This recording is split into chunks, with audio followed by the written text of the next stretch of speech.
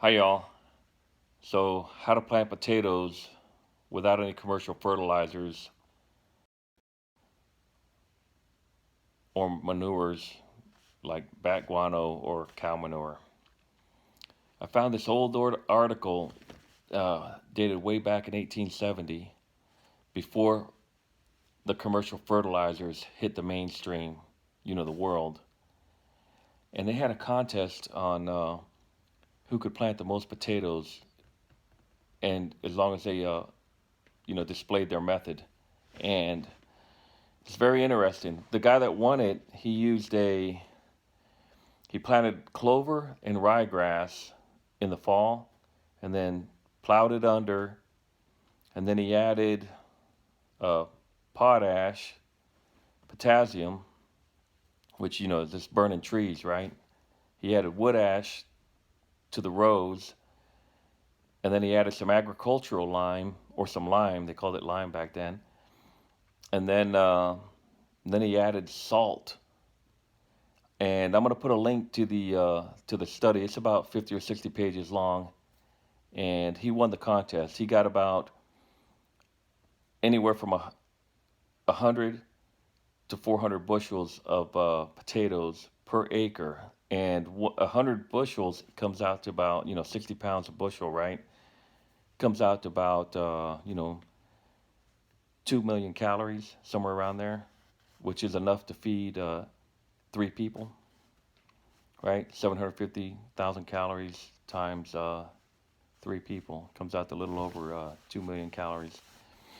So he won the contest using those four ingredients: clover and ryegrass for the nitrogen. They didn't know that much about nitrogen NPK thing, uh, and then burning wood ash for the potassium, and then he used agricultural lime to neutralize everything, along with salt. He put salt in the rows. That's interesting because we don't use salt. Well, we've been conditioned not or programmed not to use salt on the soil. We're thinking salt is bad for the soil.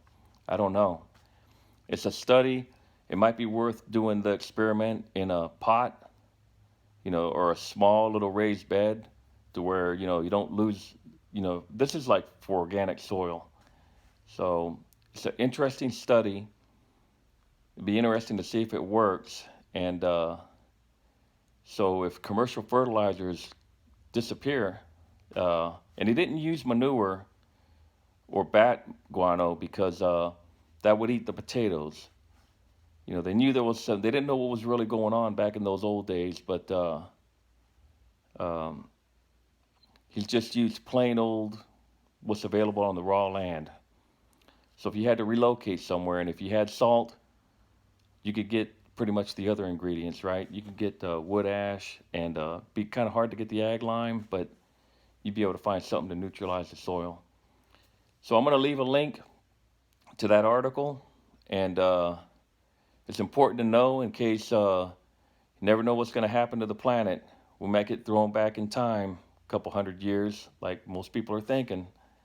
So it's important to know how things were done before modern growing methods were developed. Okay? Pretty cool article. Uh, and there's more articles that I found way back in time. It's important to know how things were done in the past because we may be revisiting the past. I think it said somewhere in the Bible, history always repeats itself.